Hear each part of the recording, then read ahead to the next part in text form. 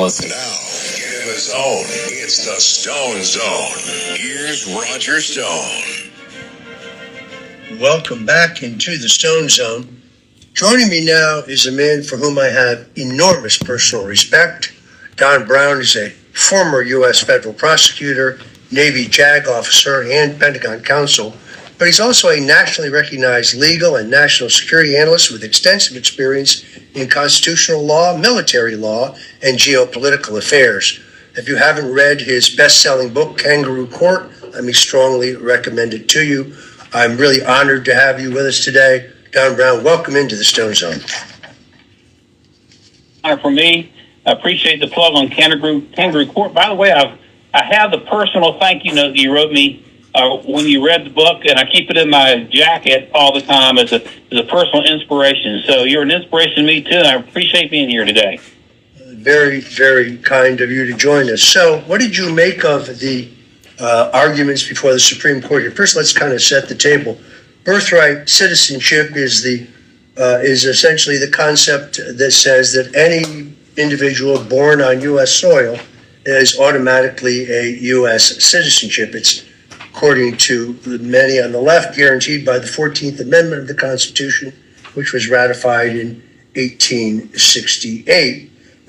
This was primarily intended to grant citizenship to formerly enslaved people after the Civil War and after the overturn of the Dred Scott decision. But as I said earlier, it's turned into something very different. We have a booming tourism industry here in which people come to the country so that their children will be U.S. citizens entitled to the rights and privileges thereof. You're right, Roger, and the booming tourism industry you're referring to is largely from communist China, and it's a big problem. But it really goes back to the Congress's attempt to deal with the issue of the children of slaves at the end of the Civil War, and of course the citizenship clause put initially into the 14th Amendment, and the principal author of the 14th Amendment, Senator Lyman Trumbull of Illinois, who was a personal friend of Lincoln, said in the congressional record that citizenship was only to be granted to children of emancipated slaves for that generation. American Indians were specifically excluded, and the language had to do the forever language. All persons born or naturalized in the U.S. and subject to the jurisdiction or citizens. But the Civil Rights Act just 2 years before that, 1868, was even stricter on limiting a birthright citizenship and used the phrase children born not subject to any foreign power. And so it was pretty clear in the early days, and especially after the 14th Amendment and the 1866 Civil Rights Act, that just, anyone born here of illegal parents don't get the right of citizenship. And this was the case up until 1898. There was a case called Wong Kim Ark, which is discussed today in the argument. I listened to the entire argument, by the way, which had a distinction. There were two Chinese folks who were living in San Francisco legally. They were legal residents of the United States, gave birth to a son, and the court in that case allowed that kid has citizenship because his parents had legal residence. Now, Roger, that's different from illegal aliens who come across the border who don't have any legal residence rights at all. The Wong Kim Ark case was a limited situation, but the left and leftist courts have taken and drove in a Mack truck through it and tried to expand it all the way. It really got expanded to outright birthright citizenship under the FDR administration when the State Department began to push that narrative. And the Trump administration is right on mark to try to come back to an original intent interpretation, and we'll see what happens. So you sat through today's hearing. How did the U.S. Solicitor John Sauer do in his arguments, in your view? I thought he did a really good job. The only, and it's easier to play armchair quarterback, Roger. The only thing I wish he'd done differently, it was a question. It may have been from Justice Gorsuch. You asked us to reverse Wong Kim Ark, and I think at one point he said yes. I don't think you need a reversal of Wong Kim Ark. I think you simply need a clarification of it. But I think the justices were able to see through that. They asked the ACLU attorney a number of times, why is it that the court and Wong Kim Ark kept using the phrase domicile, domicile, domicile, domicile about 20 times, and you can't have domicile really if you're here illegally because you're subject to being arrested. And the conservative justice kept driving that point home. But other than that, I thought it did an excellent job. The briefings were excellent, and we'll see how the court comes down on it. I mean, am I wrong, or could this case fundamentally change how citizenship is defined in the United States? Well, sure, and of course, to be clear, Roger, the Trump administration is attempting to secure this interpretation to end, birthright citizenship moving forward. And the birthright citizenship will be moving forward for those children born of illegal parents. If one parent is here legally, that doesn't even necessarily mean citizenship, and that's what happened with Wong Kim Ark. The parents were here legally; they were legal residents, but not citizens. They were here legally, and they got citizenship. But we have so many that have no claim to citizenship at all. At least the parents don't. And so, moving forward, if the court adopts the administration's argument, folks who are born to parents who are not here in the United States legally would no longer have the automatic right to citizenship. It's not retroactive, so anyone who has been recognized as being a U.S. citizen under the interpretation of the Wong Kim Ark case, which I think is wrong, would maintain that citizenship status. It would simply change moving forward, and I think it needs to happen. So basically, you're arguing, and I agree, that the courts have overstepped their authority in this matter for decades, which is part of a broader pattern of judicial overreach that we see across the board in America today. Oh, absolutely, absolutely, and not just the courts, but the Roosevelt administration began pushing this birthright citizenship thing, and now what you're having certain courts latching on to those cases and interpreting them in a different way. But if you think about it, Roger, from a common sense standpoint, none of the nations of Europe have birthright citizenship. The principal argument really that the ACLU was making today was that Britain once had it. If you were born on British soil, you were deemed to be a citizen of the sovereign. But Britain has changed that now. But to the courts overstepping, you're absolutely correct. We've got a problem in this country with these Article III courts, these federal district courts, just overstepping the authority. When you go back to Federalist 78, when Alexander Hamilton wrote to the states to try to persuade them to adopt the Constitution, the states were afraid, Roger. One of the biggest fears they had was judges acting as tyrants, wearing black robes to try to legislate and serve as the executive. And Alexander Hamilton said a couple of things we ought to take heed of from Federalist 78. One, that the judiciary is to be by far the weakest branch of government. So the Supreme Court was put down below the other two branches. And then, of course, he also said that you don't have to worry because judges don't have the authority to issue injunctions against either the legislative or the executive. And the Constitution clearly gives the authority for immigration and naturalization to the legislature and to the executive and not to the courts. The courts have overstepped. I believe we need a Judicial Separation of Powers Act to basically clip the wings of any court trying to step in and meddle in issues concerning immigration and naturalization and the United States military. I think that is long overdue. Congress has the power to do it. The question is, do they have the guts to do it?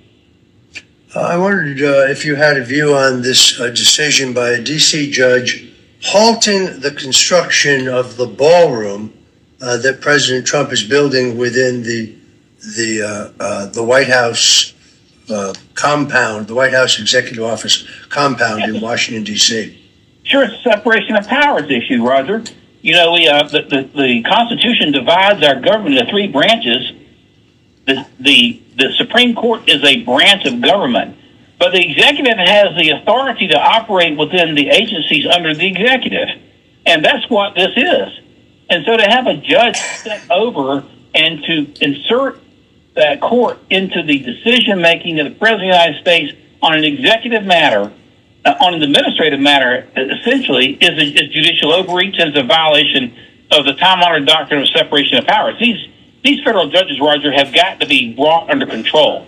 Congress has the ability to do it. I saw the other day that we had defunded the immigration court in San Francisco because they'd gone out of control with so many very, very liberal decisions. Congress has the ability to rein these judges in. The question is, will they do it? But it's a separation of powers problem.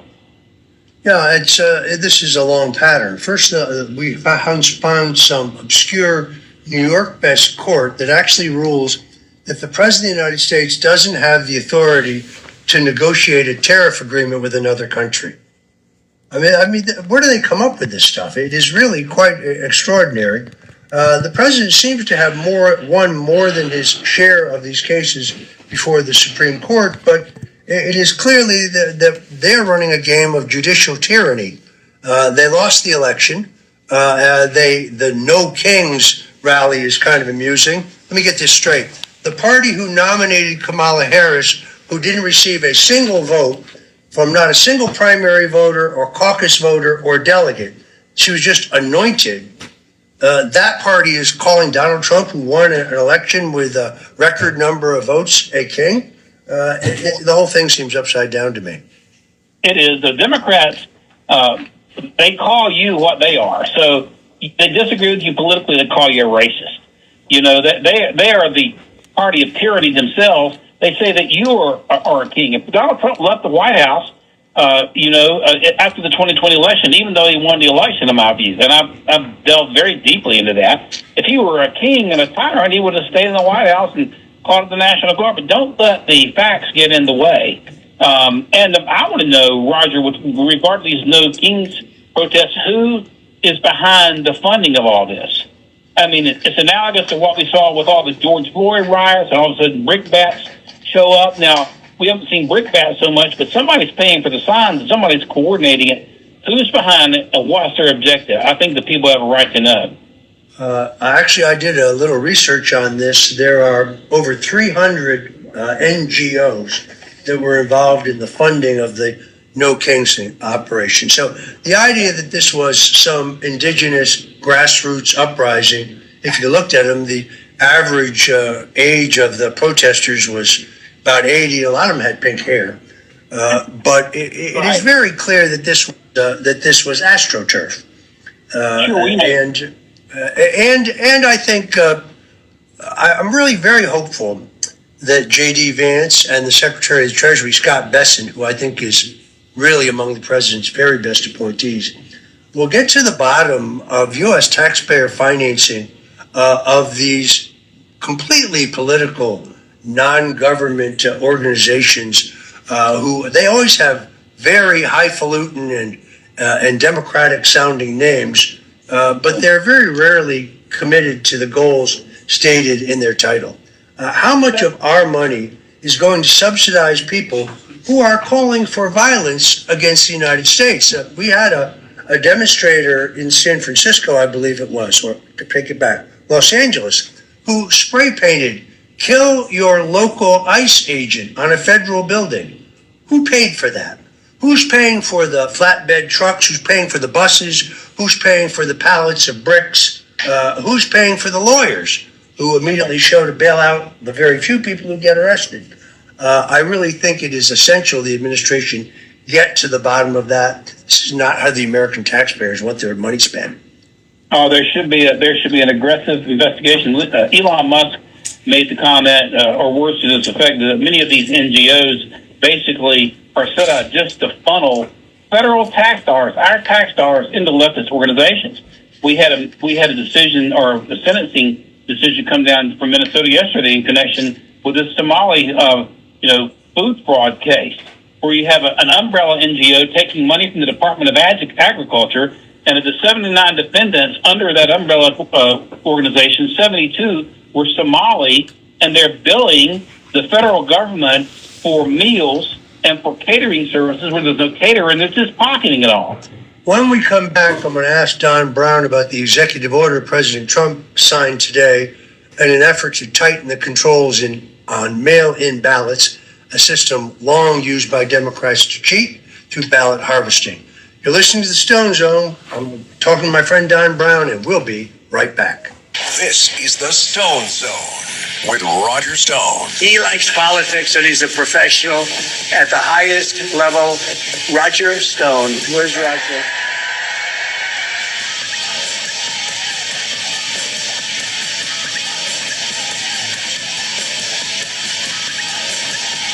This NBA playoffs with FanDuel, you're not just watching the playoffs, you're a part of them. Steve's got the phone, opens FanDuel, and he's going for threes. Be a part of the action on FanDuel. All customers get a profit boost every NBA playoff game day. 21 plus and present in North Carolina. Opt-in required. Bonus issued as non-withdrawable profit boost tokens. Restrictions apply, including any token expiration and max wager amount. See full terms at FanDuel.com/sportsbook. Gambling problem? Call 877-718-5543 or visit morethanagame.nc.gov.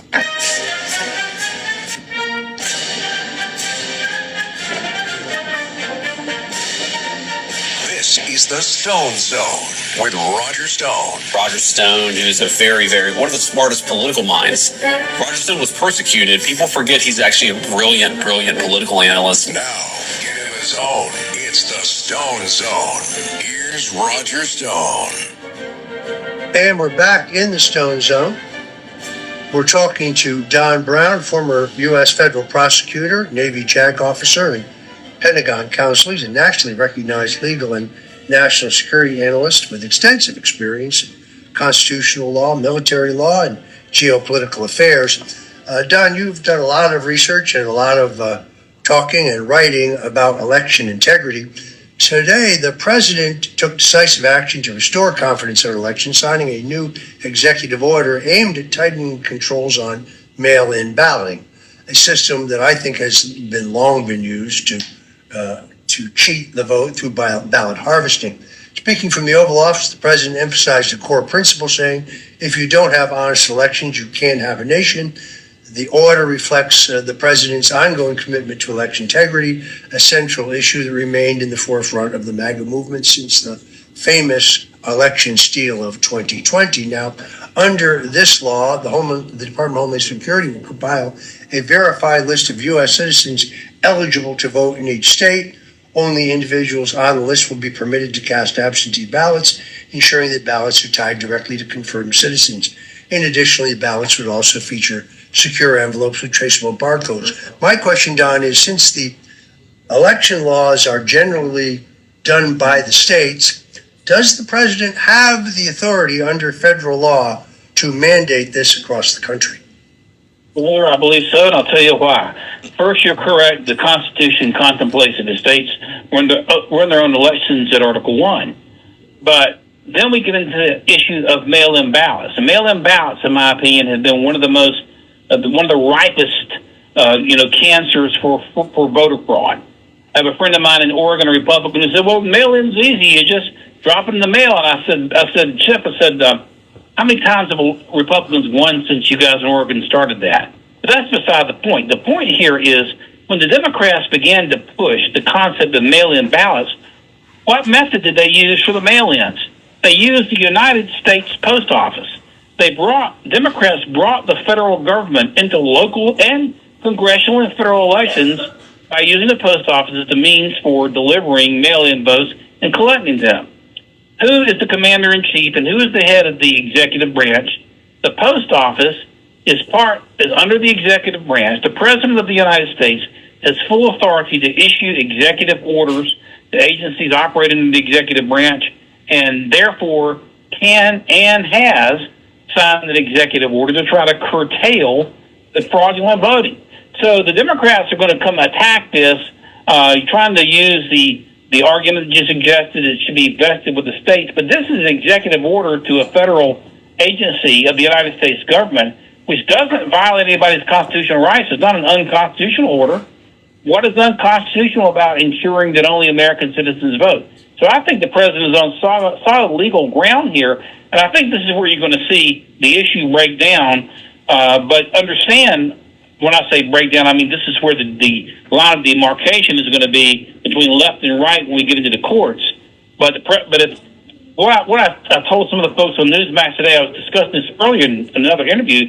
If you want to deal with this problem altogether, then you end mail-in voting altogether and end the post office's involvement, and then you don't have to worry about it. But if you're going to bring the federal government in and bring a federal agency in, the president has the ability to issue executive orders that don't violate the law, and that's exactly what he's done here, in my opinion. It astounds me that today there are 50 votes in the U.S. Senate for the SAVE Act, sometimes called the Save America Act, which simply requires that one be a U.S. citizen in order to vote in a federal election, and that one have a photo ID. And we can't get that to the floor for a vote because of an antiquated Senate rule, the filibuster rule. The real problem here are not the left-wing socialist Marxist Democrats. The real problem are the gutless, feckless, weak-kneed, lily-livered, white wine swilling, country club belonging establishment Republicans who just don't have the guts to stand up for this country. All right, I'm afraid we have to end it there. I want to thank my guest, Don Brown. Once again, I want to highly recommend his book, Kangaroo Court. That's about it for us today in the Stone Zone, folks. Until tomorrow, God bless you and Godspeed. We're here 5 days a week talking about history, politics, and politics. Talk to you tomorrow.